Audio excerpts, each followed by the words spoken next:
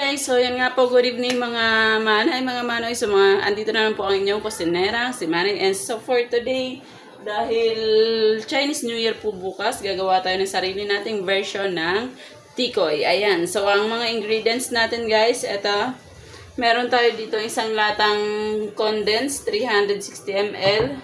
Isang latang evap na malaki. Tapos meron din ako cheese na ginayat. Ayan. At etong ating glutinous rice. So ngayon guys, etong ating glutinous, hatiin lang natin to kasi masyado siya madami. Kalahati lang ng glutinous rice ang ating ihahalo dyan guys. So ayan. Kasi guys, pag inubos natin yung glutinous rice, kukulangin naman yung ating sangkap. Ayan. Tapos ngayon, ilalagay na natin ang ating isang latang evaporada. Paghahalo-haluin lang natin siya guys. Isang latang kondensada. Ayan. E, ano natin guys ng kutsara kasi sayang yung condense natin.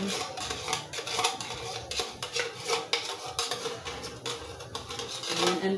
Anoin natin guys. Sukutin natin kasi sayang ng kondensada. Mahal kaya ng kondensada ngayon guys.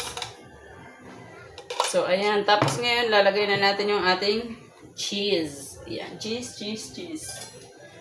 Actually, guys, meron akong butter. Kaya lang, pinapatunaw ko muna yung butter kasi, siya. Tawag dyan, matigas pa yung ating butter. Tinutunaw ko muna siya. Ayan, hahalu-haluin lang natin siya, guys. Hanggang sa lumabas na yung kanyang consistency. Pag lumabas na yung kanyang consistency, guys, pwede na natin siyang lutuin. Ayan, para mas masarap siya guys, lalagyan natin siya ng konting vanilla. Vanilla extract. Ay, meron naman akong vanilla dyan guys, kaya haluin muna natin siya maigi guys para hindi magbubuo-buo yung ating glutinous rice. Maghahalo muna tayo guys. Ayan, ayun guys, nahalo na natin siya. Ito na yung consistency hinahanap natin sa kanya guys. Ayan. And then ngayon, lalagyan na natin siya guys ng, may nagtatawag sa akin guys, wait lang, ito, lalagyan na natin siya ngayon ng melted butter. Ayan. So, ayan, i-mix muna natin siya guys, may nagtatawag kasi saglit lang. Ayan, ito yung kanyang consistency. Ayan.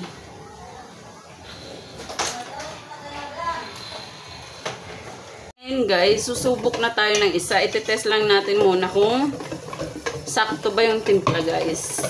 Gawa muna tayo ng isang piraso. Kailangan kasi guys, halong-halo siya eh. Ayan, gagawa muna tayo ng isang piraso. Para bang sa puto, ganun. Testing lang muna kung masarap o hindi. Ayan, isasala na natin siya guys.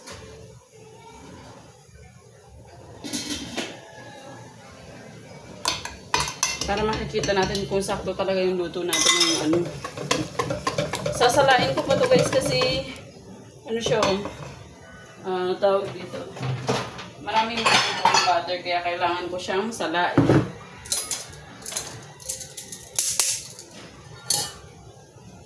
So ayan, sasalain natin siya guys ha. Kasi mas maganda kung wala siyang bubbles. Wala siyang mga buo-buong butter. Mas okay kasi magluto pag smooth yung niya. Kasi minsan guys, mafe-feel mo pa, ay, sumobra. Sumobra siya guys, sumobra siya. Wait lang, sumobra. Umapaw siya.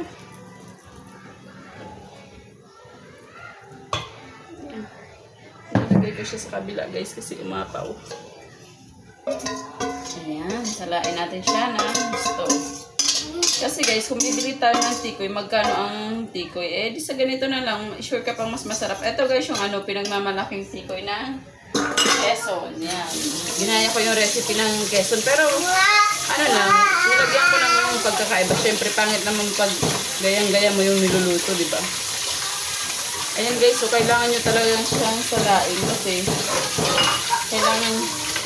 kailangan nyo talaga siyang salain kasi may mga buo-buo pa siyang harina. Ayan buo-buong harina or sometimes buo-buong cheese. Ayan kaya kailangan mo siyang salain.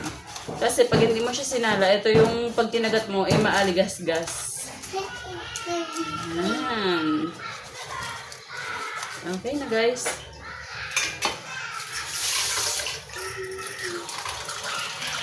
Linis-linis muna tayo. Una ng butter yung ating dahon tsaka yung pulmahan para hindi siya didikit. Kasi guys, ang tikoy mahirap pag nakadikit. Parang trabahador na kung makakapit sa boss. Ganun na lang kadikit. Ay taray, humugot pa ang gawalan nyo. So ayan na nga guys, hanapin ko lang yung ating pangsandok. Nawawala na naman guys kasi yung pangsandok natin. Ewan ko ba kung saan lalagay ang mga gamit ko guys. Ayan, nandito ang ating pangsandok. Nakuha na ni Manay yung isang pangsandok. Unahin natin guys, lagyan na natin to. Ayan, masarap to guys, promise. Ito yung ano ng best ng Quezon. Ayan, mga tag-aapat lang sila kasi guys, pangit naman sa ano sa tawag dito, tikoy ang masyadong makapal. Kailangan sa tikoy manipis laang. Parang sa mukha natin yaan, kailangan minsan masyadong makapal kasi wala tayong choice. Minsan naman ay kailangan nipis-nipisan ang ating pagmumukha. So ayan, 4 na piraso laang. 4 na hulmahan lang nagawa ko ngayon guys. Wala na yung mga hulmahan ko kasi ng leche flan guys. Itong asawa ko ginagawang ano, yung ano ba tawag doon, suoban. Nagsusuob siya guys, gamit yung hulmahan, tapos diretso na niya nasisira, wala nang balik-balik. 2, 3.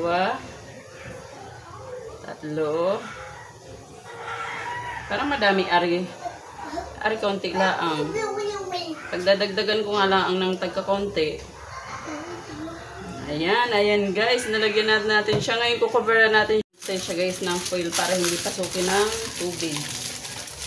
Kasi guys, masarap sa ganito, hindi pinapasok ng tubig.